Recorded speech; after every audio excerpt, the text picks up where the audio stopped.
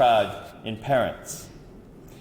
You should be able to take pride in your mother and father, in your wife or your husband, and your sons and your daughters and your siblings.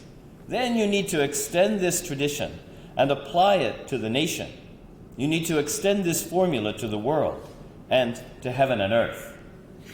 When we had this beautiful picture of true parents in royal robes, can be proud of true parents, right?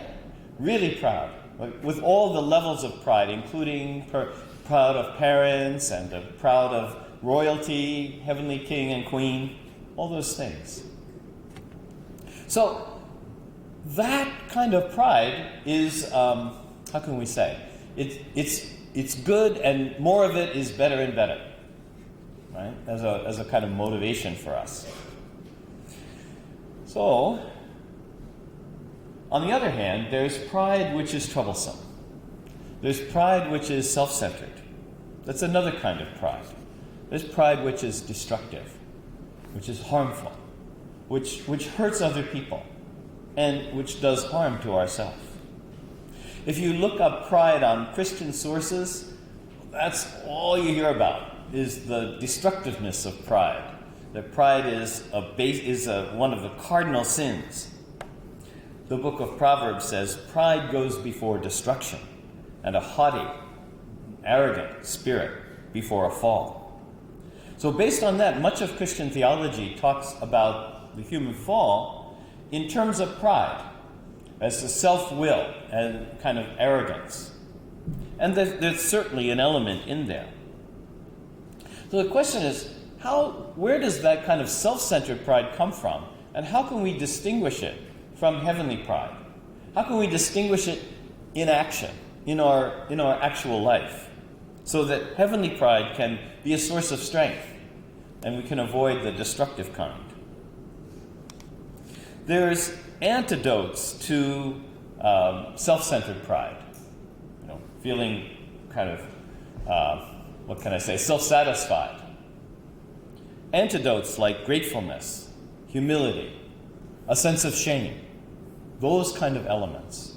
If we always keep those, then we can protect against the rising of that kind of self-centered pride. The book of Romans says, think not more highly of yourself than you ought to think. And Father reminds us, live a life that doesn't cast any shadows. And then we realize, there's some shadow there. So we have to repent and begin again. Indeed, there's some passages where Father says, you have nothing to be proud of. Meaning, there's nothing we can be proud of by ourselves, in ourselves. We didn't create ourselves. We didn't give birth to ourselves. We don't control the time, the beginning, and the physical end of our life. None of those things. So how can we feel kind of self-centered pride? Any attempt to take pride in ourselves is indeed pitiable. So there's a subtle difference between heavenly pride and self-centered pride. And to talk about that, I want to tell a personal story, if I may. Okay. So many years ago, I was involved in some kind of providential project. In fact, I was about the age of some of you. And that providential project was somewhat secret, in a way. Most people didn't know what we were up to. And it was highly successful, I would say, thanks to heavenly fortune.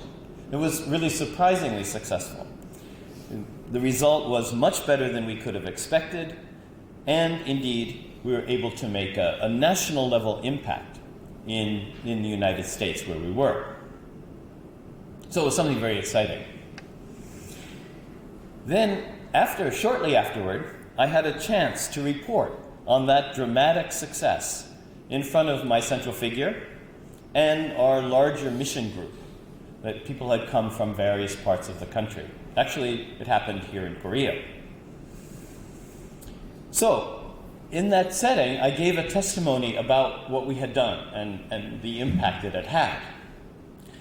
And the central figure, beloved central figure, became very excited and he was very happy, and then he praised me personally. He said, why don't you all become like Tom Sellever? I was very shocked. That didn't happen. There wasn't very much I could say. Fortunately, I didn't have to say anything, so it was good. They were very surprising words. He told everybody else to be like me. As it happened, later that day, at another meeting, the same central figure, there was something I said that made him angry. Suddenly. And so he sent somebody, didn't even talk to me, sent somebody to make sure I was kicked out of the room. Completely. So I thought about it. It's only a couple of hours apart, these two things. So my first conclusion from that was praise and blame come and go. Meaning, don't be too excited by praise and don't be too defeated by blame. They come and go in our life of faith. Sometimes we are praised and sometimes we are blamed. And maybe both of those are deserved in some way. But we have to keep some basic faith either way. So that was my conclusion for a long time. And I think it's still true. But there's another element in there. There's another lesson. Years later, in a public meeting with True Parents at East Garden, I joined in a crowd of people listening to True Parents talk, True Parents speech. You know, in that style, it's more like Champyong Training Center than it is like sitting in chairs in Chanjango. Everybody squeezed in as much as you could. So I was there in among the group. And it happened that some people were giving testimonies. They were called on to give some testimonies. And one of the testimonies seemed to touch something related to that event, which I've been talking about, that providential activities that I was involved in.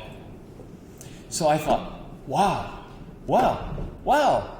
maybe I can have a chance to give a testimony about that in front of all the assembled American membership.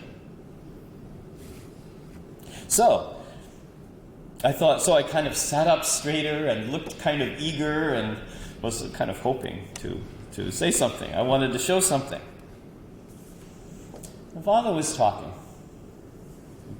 He said various things, and then all of a sudden he said, as best I can quote the translation, "You may have graduated from Harvard University, but if you think you have anything to be proud of,